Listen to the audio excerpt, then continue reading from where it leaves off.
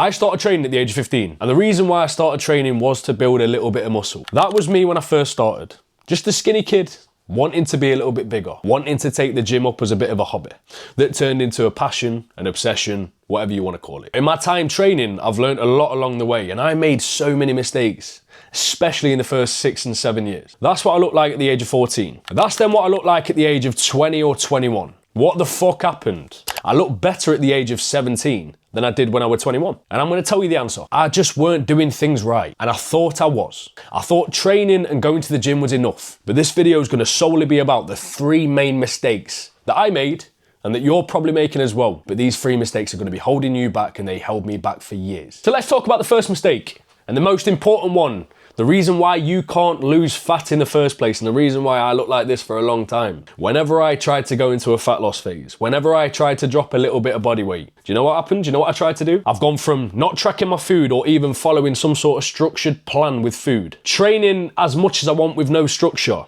doing no cardio, not even tracking steps, and then guess what I do? Thinking that that was the smart thing to do. I follow a training program. Fine, absolutely fine. But then I tried to follow a meal plan, or I cut calories aggressively low. And I set the bar a little bit too high in terms of my expectations and what I can stick to. And cardio, I do a little bit too much too soon. I try and do cardio daily because I think that's gonna get me the quickest result. I try and go from doing, at that point, maybe 8K steps to 12 and start tracking my steps properly, because my average was about 8 and I might bump it to 12 alongside the cardio, alongside low food, alongside training with a bit of structure, going from 0 to 100 and going for an aggressive approach and hoping that I was going to get a result quick, because that's the real reason why we want to do it that way, because we want results and we want the results now. And that's what I wanted for a long time, but it kept me stuck. A mental block happens, motivation dips, I get a little bit too hungry and then fall off, order a takeaway, stop tracking my food, I miss cardio. Stop tracking my sessions. Don't even look at my steps anymore, because I tried to do a little bit too much too soon, rather than trying to follow and apply some basic principles to begin with, like eating a bit more, but tracking a bit more. So rather than going for the lowest amount of calories possible and hoping that I just somehow find the fucking bollocks to stick to it, I actually tried to aim to eat a little bit more, set the calorie target a bit higher, but focus on tracking and getting as close to that target as possible, and then slowly titrating food down.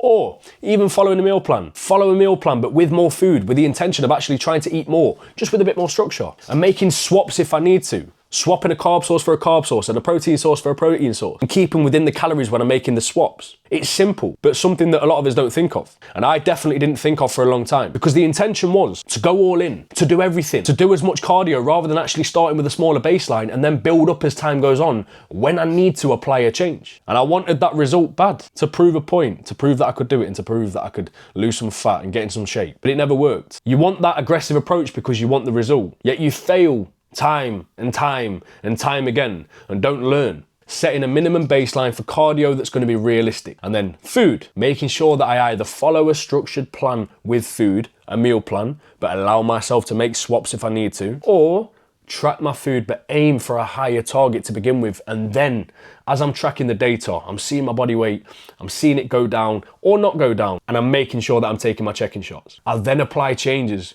based off of that. If body weight doesn't move, something needs to change. Cardio goes up a little bit, or food comes down a little bit. Or accuracy of everything tightens up.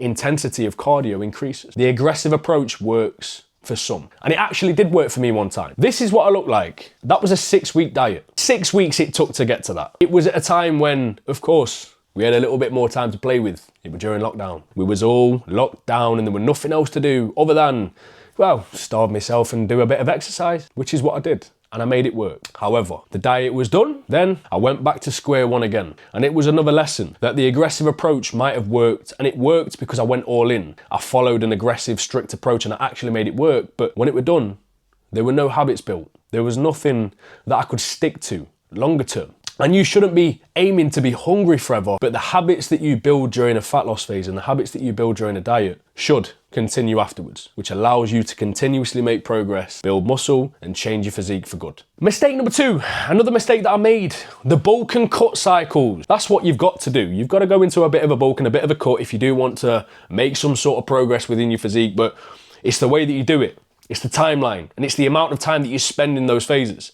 For me, a mistake that I made, and you might be the same, I'd start a cut, I'd get a bit hungry, and then I would be like, ooh, I'm struggling. Let me just get a takeaway. Let me just order a Domino's. Let me just have a little bit more food here and there. And then that cut quickly turned into, well, doing nothing. And then I go back into a bulk. The bulk, right? I'm gonna build muscle and I wanna build muscle fast. So what do? I eat loads of food. All the food that I can think of. I'll go for takeaways, I'm bulking. I'll eat more pasta in a meal, even though that I shouldn't because that's going over my calorie target. Well, I'm bulking. I'd have little bits in between meals and more chocolate bars and things that aren't gonna digest the best consistently. And then I'd get too fat too quick. And when you get too fat too quick, no appetite to eat, don't really fancy eating your meals, your training performance gets worse, and you build less muscle. So it's time to diet again. And it's a vicious cycle. And I was stuck in that cycle for a long fucking time. Bulking, getting a bit uncomfortable, but doing it too aggressively too quick, and then putting on no muscle, dieting down, and again, spending too little time dieting,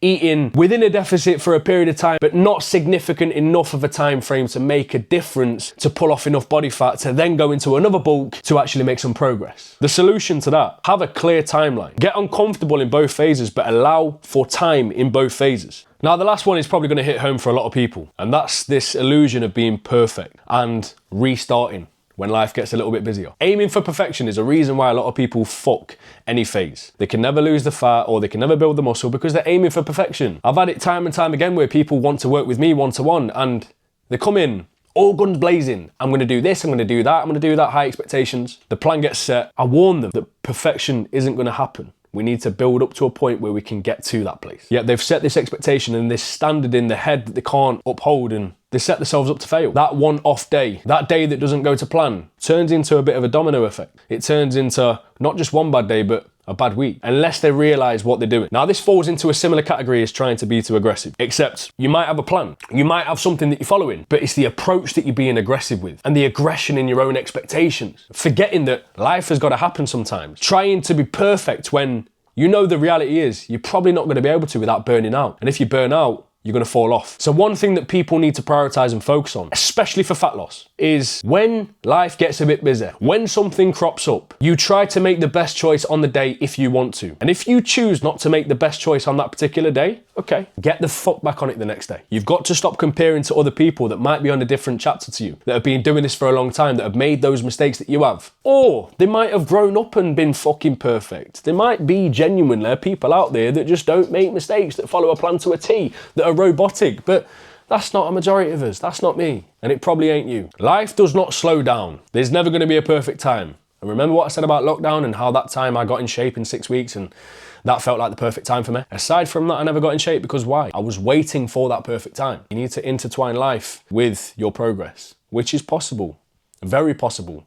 Because there's always going to be a better choice. There's always going to be something that you can do. And there's always going to be a little bit more time that we can implement into the phase if needed, if life does get a bit busy. So stop trying to be a perfect twat, because it ain't going to happen. So don't make the same mistake as me so early on and try to be perfect. Try to be consistently a little bit better.